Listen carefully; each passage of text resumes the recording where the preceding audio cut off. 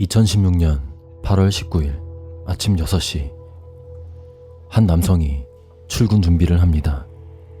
그런데 거실에서 반려견이 짖는 소리와 함께 가족들이 비명을 지릅니다.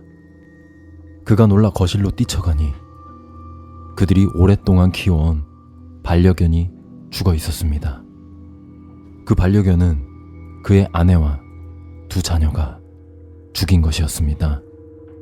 도대체 왜 그랬냐며 소리를 지르자 그들은 허약한 얼굴로 알아듣지 못할 이상한 말만 합니다.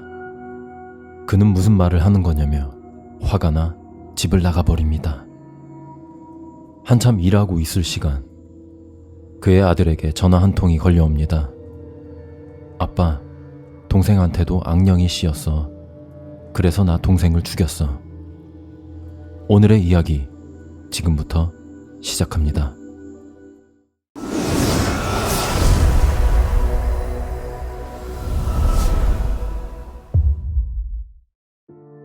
그에겐 가족이 있었습니다.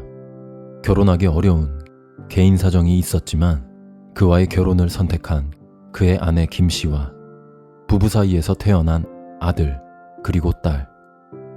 그들은 경기도 시흥의 한 아파트에서 가정을 꾸리고 있었습니다. 그런데 아내는 시흥으로 이사를 한 뒤부터 정신적으로 힘들어했습니다. 그러더니 어느 날 교회를 다니기 시작했습니다. 너무 좋은 것 같다며 아이들도 데려가 볼까 한다고 그에게 말했습니다. 교회를 다니면서 아내가 덜 힘들어하는 것 같아 그는 안심했습니다. 하지만 그 이후로 아내는 점점 상태가 나빠지는 것 같았습니다. 어느 날은 집에 안 좋은 기운이 느껴진다며 아이들을 감싸 안았습니다. 아이들과 잠을 자지 않고 밤새 이야기를 나누는 날도 많았습니다.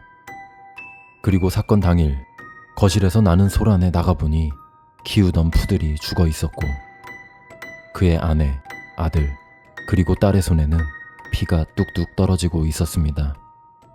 가족들은 악령, 빙의, 겨우 단어만 알아들을 수 있는 말을 해 그는 답답한 마음에 알아서 하라는 말만 남기고 출근해버렸습니다. 그렇게 그들이 남겨진 집에서 그의 딸의 시신이 토막난 채 발견됐습니다. 놀랍게도 살해범은 그의 아내와 아들이었습니다. 이 사건을 자세히 들여다보면 사건 발생 하루 전인 8월 18일에 그의 아내 김씨는 집에 있던 화분을 모두 담아 아파트 1층 화단에 내놓았습니다. 그리고 이런 메시지를 남겼습니다. 이곳에 있는 모든 화분을 가져가세요. 그것을 본 주민들은 좀 의아해했지만 곧 이사를 가나 보다 생각했습니다. 그리고 사건 당일 아침 6시 반 남편이 출근해버리고 그의 가족들은 반려견의 피를 씻기 위해 화장실로 향했습니다. 그런데 갑자기 딸이 피 묻은 손을 부들부들 떨며 자신의 목을 졸랐습니다. 엄마 김씨는 깜짝 놀라 비명을 지르며 딸을 말렸습니다. 그러자 딸은 갑자기 엄마의 목도 조르기 시작합니다. 놀란 엄마는 반려견의 악령이 딸에게로 옮겨갔다고 소리쳤습니다. 그 소리를 듣고 아들이 뛰어와 딸을 엄마에게서 떼어내 화장실 바닥에 강제로 눕혔습니다. 엄마가 딸을 붙잡고 있는 사이 아들은 흉기를 가져와 동생의 목을 수차례 찔렀습니다. 그 사이 엄마는 둔기로 딸의 옆구리를 심하게 손상시켰습니다. 그렇게 엄마와 아들은 딸을 무자비하게 살해했습니다. 하지만 이게 끝이 아니었습니다. 김씨의 아들은 여동생의 목에 칼을 대 훼손하고 맙니다. 그렇게 그들은 싸늘한 시신을 남겨두고 현관문을 열어둔 채 급하게 집을 빠져나갔습니다.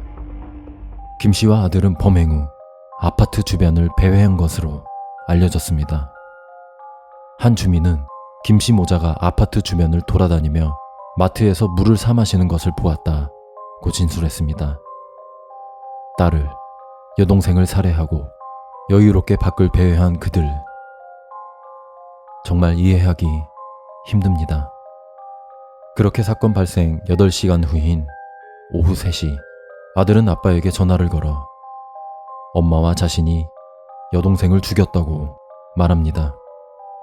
너무 놀란 아빠는 일단 알겠다고 기다리라고 말한 뒤 전화를 끊습니다.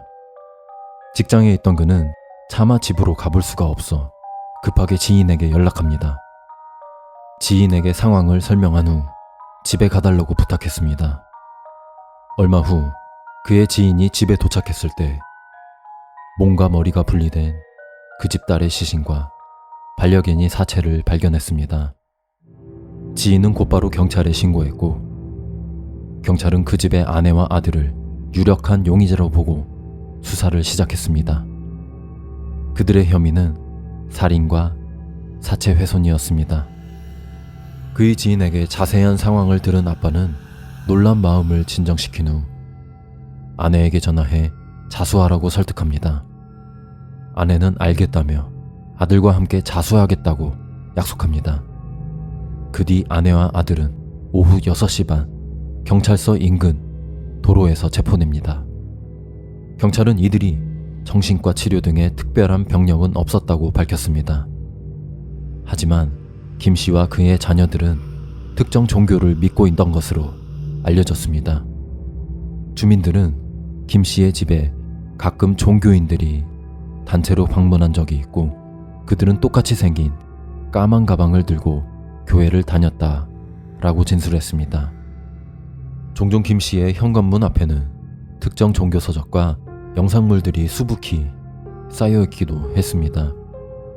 이러한 이유로 김 씨와 그의 자녀들이 다니는 교회는 정상적인 교회가 아니라고 소문이 나기도 했습니다. 경찰 조사 결과 김 씨는 무속인이었던 할머니 밑에서 자랐고 결혼 전에 한동안 신병을 앓았습니다. 그러다 지금의 남편을 만났고 신병 증상이 완화되어 무속인의 길을 거부한 채 그와 결혼했습니다. 밝혀진 또 다른 사실은 사건 발생 전 김 씨와 그의 자녀들이 15일부터 5일간 금식을 했으며 18일 밤부터는 집에서 잠을 자지 않고 밤새 어떠한 알 수 없는 이야기를 한 것으로 밝혀졌습니다.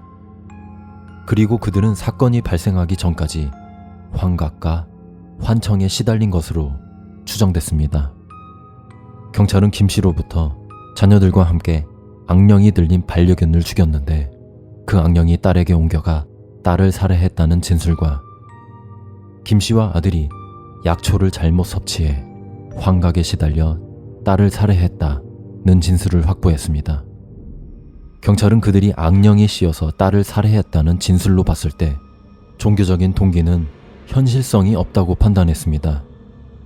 그 대신 음식물 섭취나 약물 투약으로 인한 살인 가능성을 두었습니다.